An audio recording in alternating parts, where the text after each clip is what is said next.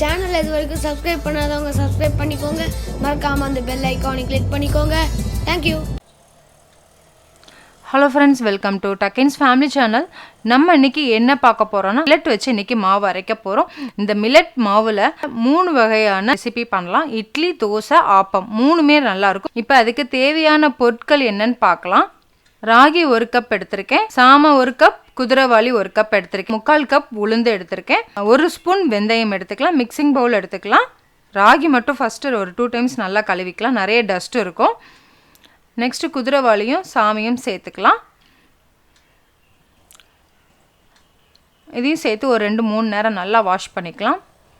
எவ்வளோ டஸ்ட்டு இருக்குது பாருங்கள். இந்த மாதிரி நல்லா பிசைஞ்சு நல்லா கழுவிக்கணும். இந்த மாதிரி ஒரு 3 நேரம் நல்லா கழுவிக்கலாம். இது கூடவே உளுந்தையும் சேர்த்துக்கலாம், வெந்தயம் சேர்த்துக்கலாம். இதையும் சேர்த்து நல்லா வாஷ் பண்ணிக்கலாம். நல்லா வாஷ் பண்ணியாச்சு. இப்போ தண்ணி சேர்த்து ஒரு 3 மணி நேரம் நல்லா ஊற வச்சுக்கலாம். 3 மணி நேரம் கழித்து பார்ப்போம். இப்போ பார்க்குறது ஒரு 3 ஹவர்ஸ் கழித்து பார்க்குறோம். நல்லா ஊறிடுச்சு. கிரைண்டரில் போட்டாச்சு. நல்லா நைஸாக அரைச்சிக்கலாம். கரெக்டாக அரை மணி நேரம் அரைச்சா போதும். அரைச்சிட்டு உப்பு போட்டு நல்லா கரைச்சி வச்சுக்கிறேன். ஒரு 8 ஹவர்ஸ் கழித்து பார்ப்போம். இப்போ பார்க்குறது 8 ஹவர்ஸ் கழித்து பார்க்குறோம். நல்லாவே பொங்கி இருக்குது. நல்லா கலந்துக்கலாம். இப்போ இந்த மாவை வச்சு இட்லி ஃபஸ்ட்டு ஊற்றிக்கலாம். மூடி வச்சுக்கலாம். ஒரு 10 நிமிஷம் அப்படியே இருக்கட்டும். 10 நிமிஷத்தில் நம்ம ஆப்பமும் தோசையும் ரெடி பண்ணிடலாம்.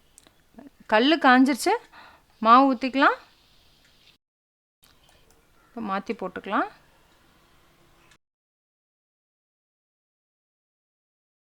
பத்து நிமிஷத்தில் இப்போ இட்லி வந்துருச்சு. சூடோடு அந்த தண்ணி தொளிச்சு வச்சிடலாம். ஒரு 2 நிமிஷம் கழித்து எடுத்தோம்னா துணியில் நல்லா ஒட்டாமல் நல்லா வந்துடும். இப்போ ஆப்பச்சட்டி அடுப்பில் வச்சுட்டு ஆப்பம் ஊற்றிக்கலாம். மூடி வச்சுக்கலாம். ஒரு 2 நிமிஷம் அப்படியே வச்சுருக்கலாம். ஓப்பன் பண்ணி பார்க்கலாம். எவ்வளோ ஓட்டையாக நல்லா வந்திருக்கு பாருங்கள். ஆப்பச்சோட எதுவுமே போடாமல் ஆப்பம் அவ்வளோ சூப்பராக வந்திருக்குது. இப்போ இதை எடுத்துடலாம். இப்போ ஆப்பம் தோசை எடுத்தாச்சு. நெக்ஸ்ட்டு இட்லி எடுத்துக்கலாம்.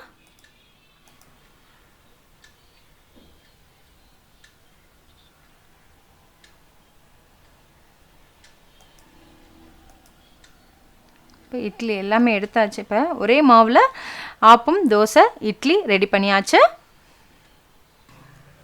ஆப்பம் எவ்வளோ சாஃப்டாக வந்திருக்கு பாருங்கள். தோசையும் நல்லா சாஃப்டாக இருக்குது. இட்லி பாருங்கள் எவ்வளோ சாஃப்டாக இருக்குது. ஒன்று பிச்சு காமிக்கிறேன் பாருங்கள்.